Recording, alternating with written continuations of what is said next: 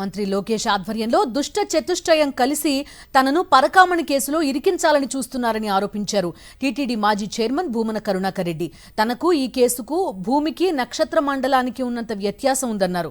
Lokesh, BR Naidu, Varla Ramayya, Pattabhi కలిసి విచారణ చేయాలని అధికారులపై ఒత్తిడి తెచ్చారన్నారు.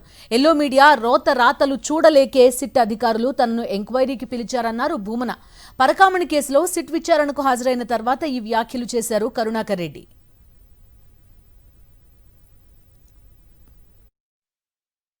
ఈ కేసుకు నాకు భూమికి నక్షత్ర మండలానికి ఎంత ఎడముందో అంత దూరం ఉంది.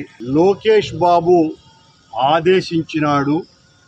ఎటు తిరిగి నన్ను కేసులో ఇరికించాలన్న ఉద్దేశంతో బిఆర్ నాయుడు, వర్ల రామయ్య, భానుప్రకాష్ రెడ్డి, పట్టాభి లాంటి దుష్ట చతుష్టయాలు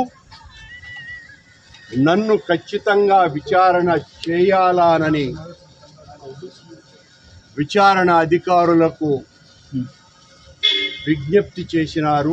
కూటమి ప్రభుత్వాన్ని మోసేటువంటి పచ్చ ప్రసార మాధ్యమాల ఆ దుర్గంధాన్ని భరించలేని నిబద్ధత కలిగిన పోలీసు అధికారులు